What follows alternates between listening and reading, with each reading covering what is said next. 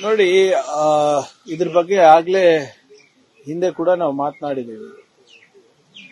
ಯಾರೇ ಅಧಿಕಾರಿ ಇರ್ಬೋದು, ವ್ಯಕ್ತಿ ಮೇಲಿರ್ಬೋದು, ಸಂಸ್ಥೆ ಮೇಲಿರ್ಬೋದು, ಅನುಮಾನ ಬಂದಾಗ ಅವರು ಸ್ವಪ್ರೇರಣೆಯಿಂದ ರಾಜೀನಾಮೆ ಕೊಟ್ಟು ತನಿಖೆಗೆ ಅವಕಾಶ ಮಾಡಿಕೊಟ್ಟು ಅದರಲ್ಲಿ ಅವರು ದೋಷ ಮುಕ್ತ ಇದ್ರೆ ಕಂಟಿನ್ಯೂ ಮಾಡಬೇಕು.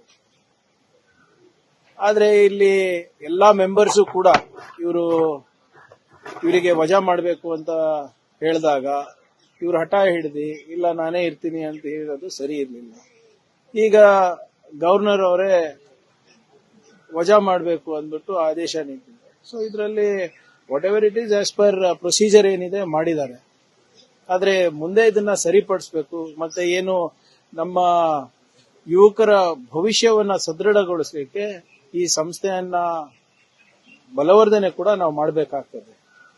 ಜನರ ಮತ್ತು ವಿಶೇಷವಾಗಿ ನಮ್ಮ ಯುವಕರ ಭವಿಷ್ಯ ಜೊತೆ ಚೆಲ್ಲಾಟ ಆಡುವಂತ ಯಾವುದೇ ಸಂಸ್ಥೆ ಇದ್ರೂ ಕೂಡ ಅದನ್ನ ನಾವು ಸಹಿಸಬಾರದು.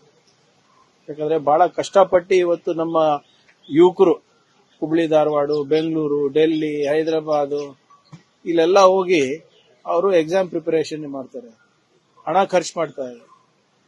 ಯಾಕಂದ್ರೆ ಅವರಿಗೆ ಒಂದು ಸರ್ಕಾರಿ ನೌಕರಿ ಇದ್ರೆ ಒಂದು ಆರ್ಥಿಕ ಹಾಗೂ ಸಾಮಾಜಿಕ ಭದ್ರತೆ ಸಿಗುತ್ತೆ ಅಂದ್ಬಿಟ್ಟು ಅವ್ರ ಕುಟುಂಬದವರಿಗೆ. ಸೊ ಇವತ್ತೇನಾಗಿದೆ, ನಿಜವಾಗ್ಲೂ ಬಹಳ ವಿಷಾದ. It's not a healthy sign. But ಇದನ್ನ ಸ್ಟ್ರೆಂಥನ್ ಮಾಡಬೇಕಾಗ್ತದೆ. ಮತ್ತೆ ನಮ್ಮ ಯುವಕರ ಭವಿಷ್ಯವನ್ನ ಸೆಕ್ಯೂರ್ ಮಾಡೋ ನಿಟ್ಟಿನಲ್ಲಿ ನಾವು ಸಂಸ್ಥೆಗಳನ್ನ ಬಲವರ್ಧನೆ ಮಾಡಬೇಕಾಗುತ್ತೆ.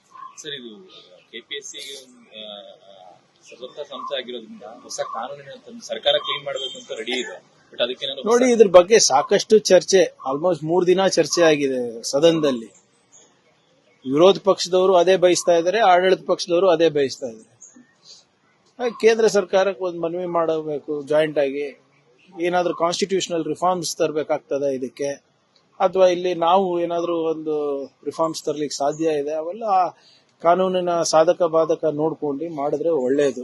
ನೀವು ಹೇಳ್ದಂಗೆ ಯುವಕರಿನಲ್ಲಿ, ಸಾರ್ವಜನಿಕರಿನಲ್ಲಿ ಸಾಕಷ್ಟು ಅನುಮಾನ ಮೂಡಿದೆ.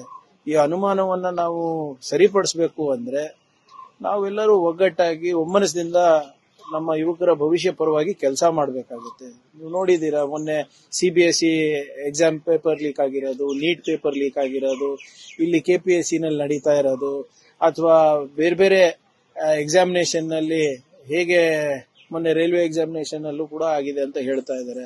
ಸೊ ಹಾಗಾಗಿ ಸ್ವಲ್ಪ ಟ್ರಸ್ಟ್ ಡೆಫಿಸಿಟ್ ಇದೆ.